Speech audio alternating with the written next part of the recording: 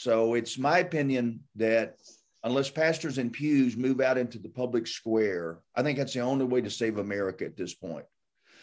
And so to that end, a congressman from North Carolina, Mark Walker, took me to see by the way, there's a Gideon who's standing. I met him in February. Mark Robinson is now the North Carolina Lieutenant Governor. In 2018, he was a furniture factory worker he's from Greensboro. The Greensboro City Council was meeting to pass a anti-gun ordinance. They had a gun show coming in. He went down and gave a 4-minute speech before the city council that's now had 300 million views. And through that process alone, in 2020, he became the first Black Republican lieutenant governor in North Carolina history. I went to see him in February. I don't think I knew he was Black. So I went to see him and I said to the lieutenant governor, let me tell you what I want to do if the Lord gives me the money. He's all right, tell me. I said, I want to do 10 events across the state of North Carolina and average 100 pastors per event. And the goal is to have and by the way, I'm political. People think I'm a pastor. I write a weekly op-ed piece to 80,000 pastors.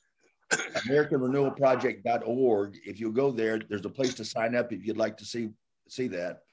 Anyway, so I said, we want to do 10 events, have a political guy look at the races, city council, county commissioner, school board. And the goal is to have 20 or 30 pastors or spiritual leaders to run for local office in 2022. The lieutenant governor said, that's what I want to do. I said, really?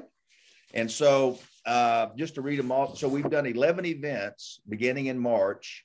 We had 220 pastors in Raleigh, 270 in Kannapolis, 182 in Greenville, 180 in Jamestown, 158 in Hendersonville, 220 in Gaston, 260 in Greensboro, 181 in White Lake, 161 in Asheville, 232 in Statesville, and 185 in Willow Springs.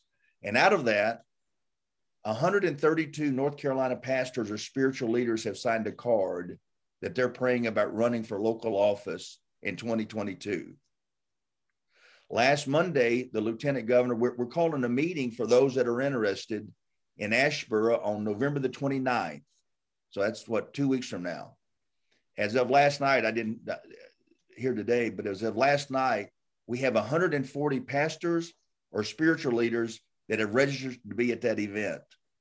If we're going to save America, every church in America has to have a pastor, an elder, a deacon, or a congregant running for local office in 2022, 2024, 2026, and thereafter.